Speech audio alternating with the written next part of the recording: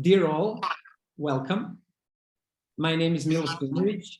I'm Max Weber Fellow here at the EUI in Florence, and this is the EUI series of interviews on the crisis of expert knowledge and authority. An expert is sometimes defined as an individual reckoned to be experienced in relevant matters. If that is so, experts sometimes stand between generated knowledge of scientific research on the one hand and the ongoing policy making on the other. So the question that emerges is, what happens in this space in between? How does communication between people of science and decision policymakers look like? In which ways policymakers use scientists? Today, I have the pleasure to talk with Branko Milanović, who is an economist, a professor at the City University of New York, and at the London School of Economics and Political Science. He's renowned for his work on inequality and income distribution. Branko's academic career is prolific, but during his career, he also worked for financial institutions, namely the World Bank, and was affiliated with several organizations that could be described as think tanks of various sorts, which often aimed at producing some kind of policy advice.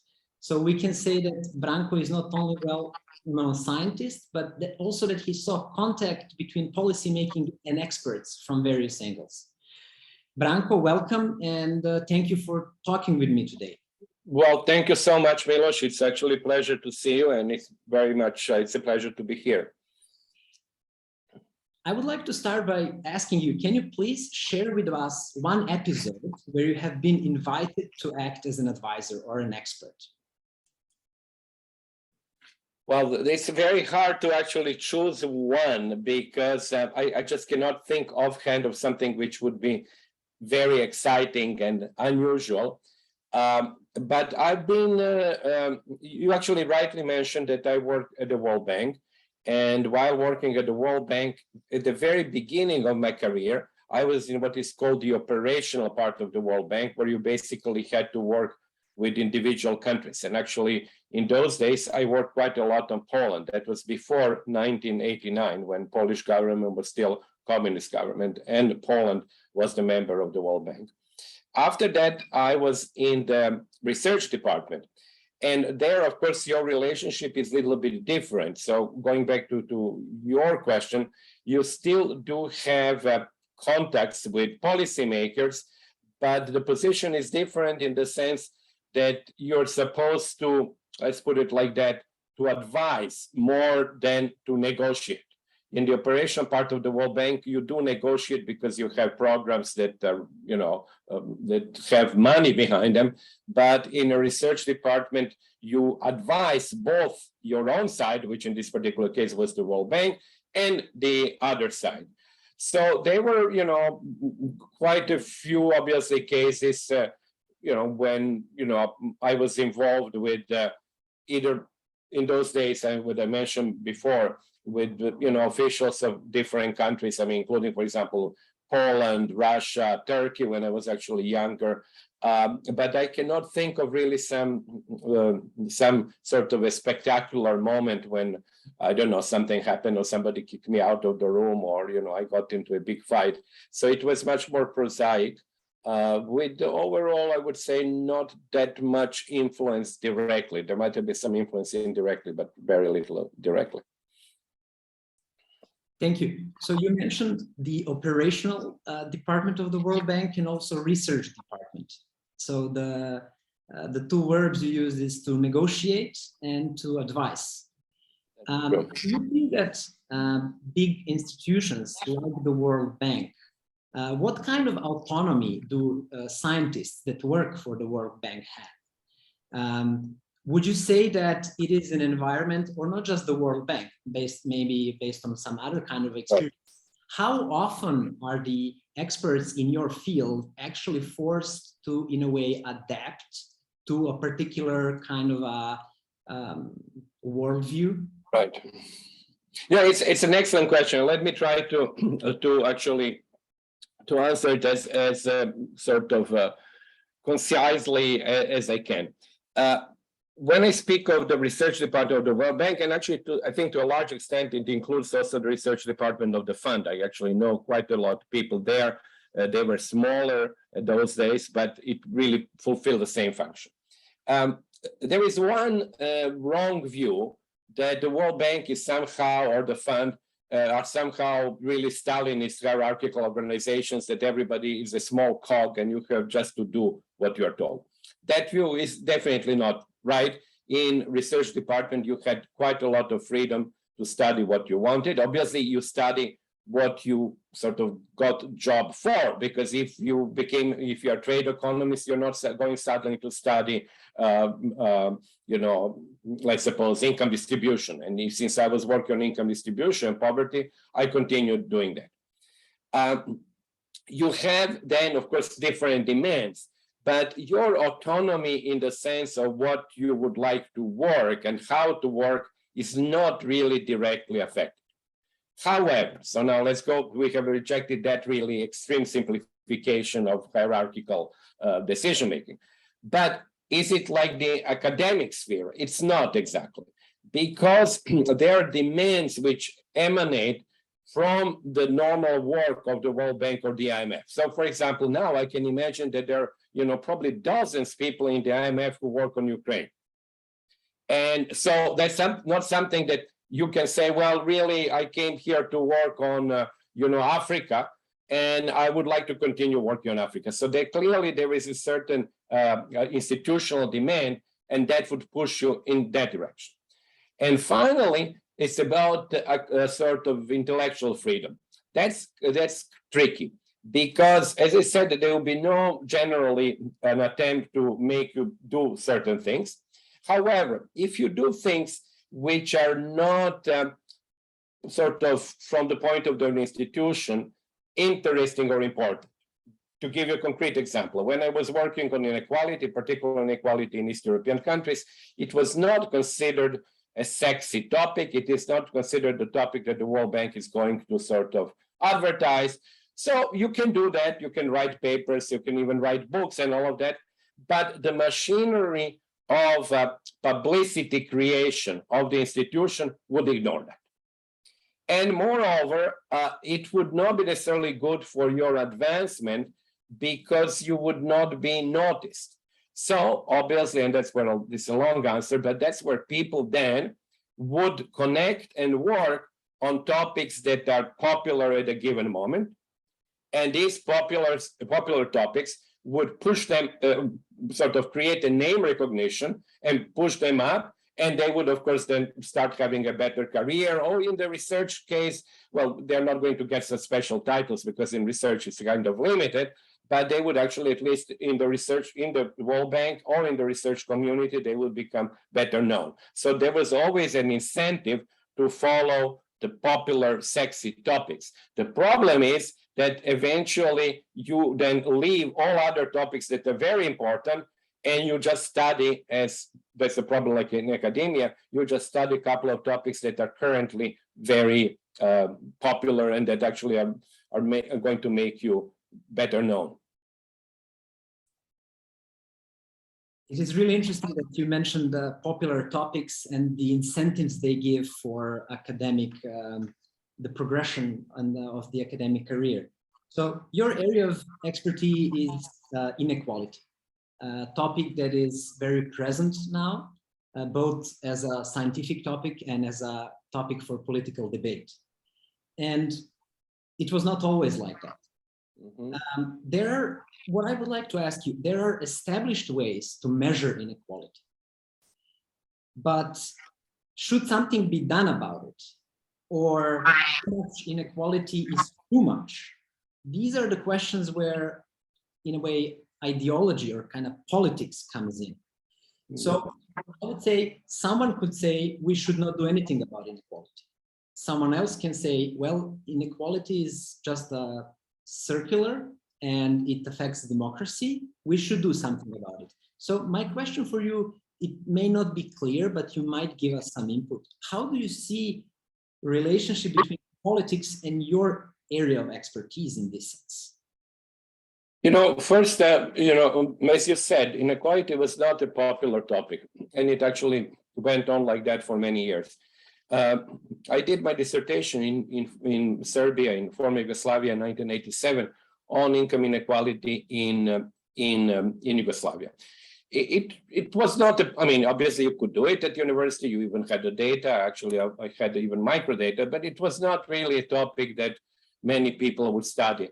Not because it was sort of forbidden, but because it was not considered as a topic that, that you should kind of spend too much time, for two reasons. First, this was considered basically, it's a classless society, so inequality, if it exists, it actually is the right type of inequality. And secondly, it was a little bit of a sensitive topic. If you find really some high inequalities, that's not very good.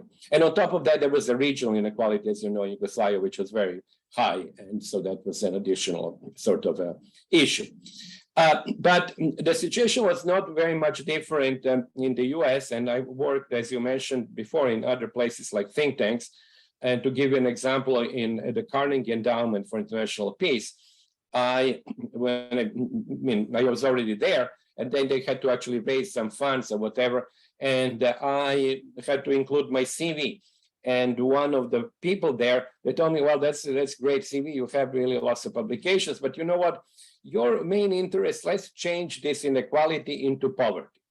Because she said, we actually submit that to rich people, and rich people really are allergic to the word inequality, because inequality, when you tell them you study inequality, they say, well, this guy really wants to take my money. If you tell them you study poverty, they feel very good. They say, oh, you're studying Africa. We really want to help people who are poor. So they feel really good. So that was the attitude, actually, I think, to give you an idea.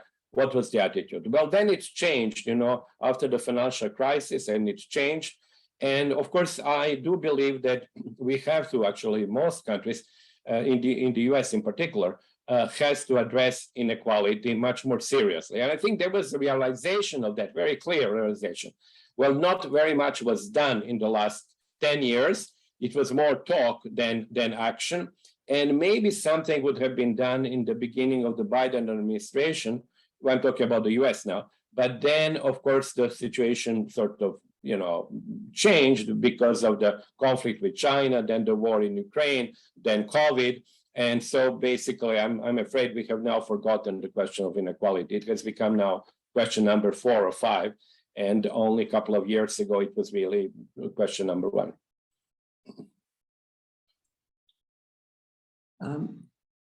Because you have experience with various universities around the world, and some of the institutions that deal or study inequality are very recent.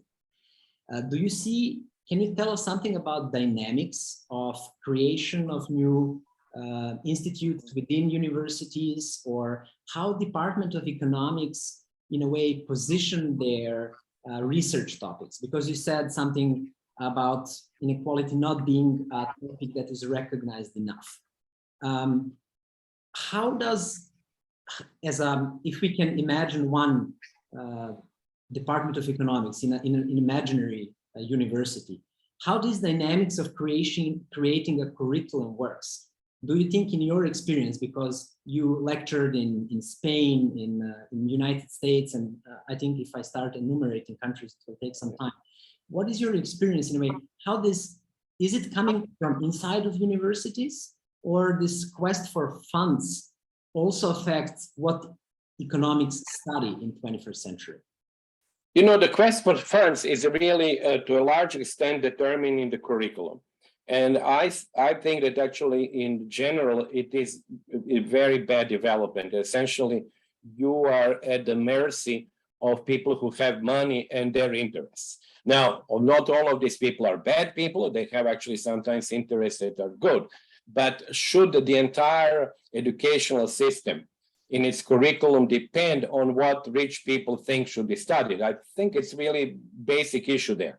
Now, I'm currently in what is called the Stone Center for Socioeconomic Development at the City University of New York.